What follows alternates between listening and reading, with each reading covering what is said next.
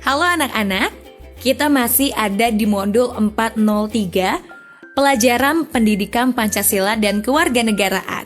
Tetap semangat kan? Oke, di bab 2 kali ini, kita masih membahas pemerintah pusat.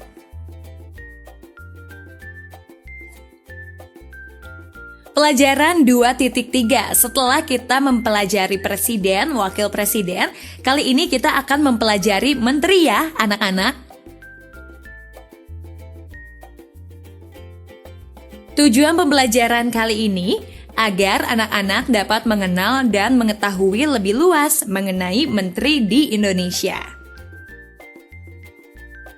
Nah anak-anak, kira-kira ada berapa menteri yang kalian ketahui? Coba sebutkan jabatan menteri apa saja.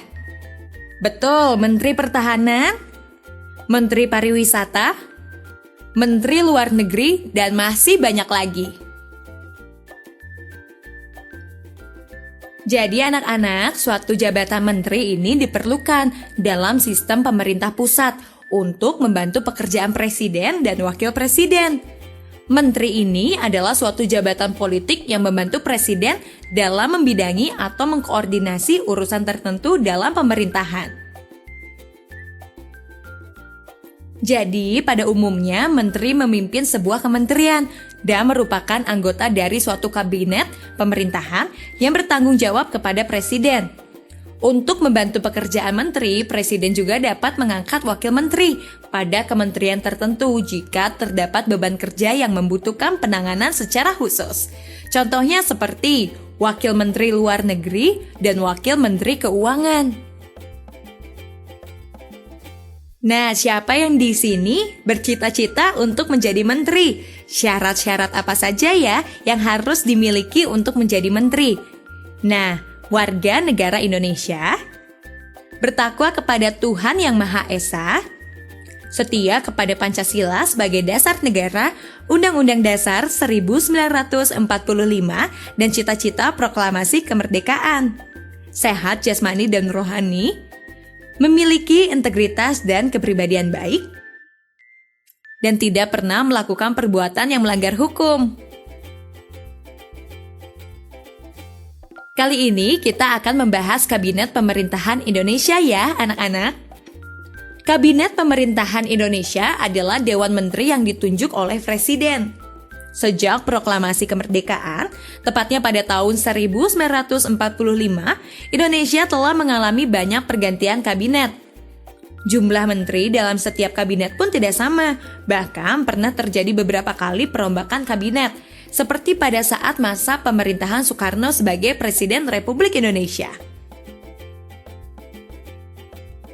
Anak-anak, saat ini Kabinet Pemerintahan Indonesia, pimpinan Presiden Joko Widodo dan Wakil Presiden Muhammad Yusuf Kalla disebut Kabinet Kerja yang dibentuk pada tanggal 27 Oktober 2014. Dalam kabinet kerja yang dibentuk oleh Presiden Joko Widodo ini tidak hanya terdiri dari menteri-menteri saja. Beberapa pejabat setingkat menteri juga termasuk dalam susunan anggota kabinet kerja. Anak-anak, kali ini kita akan membahas klasifikasi kementerian. Menurut Undang-Undang Republik Indonesia Nomor 39 Tahun 2008 tentang Kementerian Negara, jumlah maksimal kementerian negara yang dapat dibentuk adalah 34 kementerian. Dalam kabinet kerja terdapat 4 menteri koordinator dan 30 menteri. Yuk, kita simak anak-anak.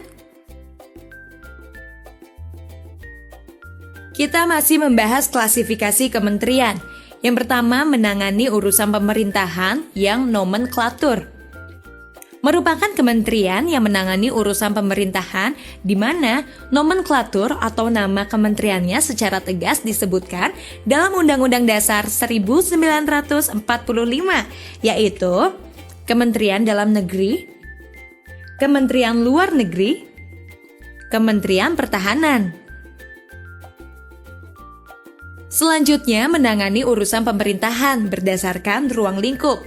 Merupakan kementerian yang menangani urusan pemerintahan berdasarkan ruang lingkup dan disebut dalam Undang-Undang Dasar 1945, yaitu Kementerian Energi dan Sumber Daya Mineral, Kementerian Komunikasi dan Informatika, Kementerian Pendidikan dan Kebudayaan, Kementerian Agraria dan Tata Ruang, Kementerian Hukum dan Hak Asasi Manusia, dan Kementerian Pariwisata. Nah, selanjutnya, Kementerian Keuangan, Kementerian Perindustrian, Kementerian Perdagangan, Kementerian Pertanian, Kementerian Lingkungan Hidup dan Kehutanan, Kementerian Perhubungan, dan Kementerian Ketenagakerjaan, Kementerian Kesehatan, Kementerian Sosial, Kementerian Agama, Kementerian Kelautan dan Perikanan. Anak-anak, yang ketiga adalah menangani urusan program pemerintah.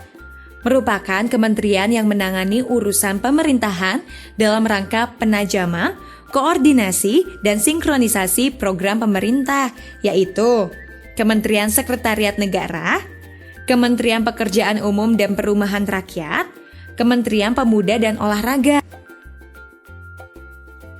Dan selanjutnya, Kementerian Desa, Pembangunan Daerah Tertinggal dan Transmigrasi, Kementerian Perencanaan Pembangunan Nasional, Kementerian Badan Usaha Milik Negara, Kementerian Riset, Teknologi dan Pendidikan Tinggi, Kementerian Koperasi dan Usaha Kecil Menengah, Kementerian Pemberdayaan Perempuan dan Perlindungan Anak, dan Kementerian Pendayagunaan Aparatur Negara dan Reformasi Birokrasi.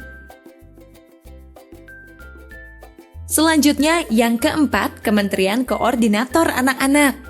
Merupakan kementerian yang bertugas melakukan sinkronisasi dan koordinasi urusan kementerian-kementerian yang berada di dalam lingkup tugasnya, yaitu Kementerian Koordinator Bidang Politik, Hukum, dan juga Keamanan, Kementerian Koordinator Bidang Perekonomian, Kementerian Koordinator Bidang Kemaritiman dan Sumber Daya, Kementerian Koordinator Bidang Pembangunan Manusia dan Kebudayaan.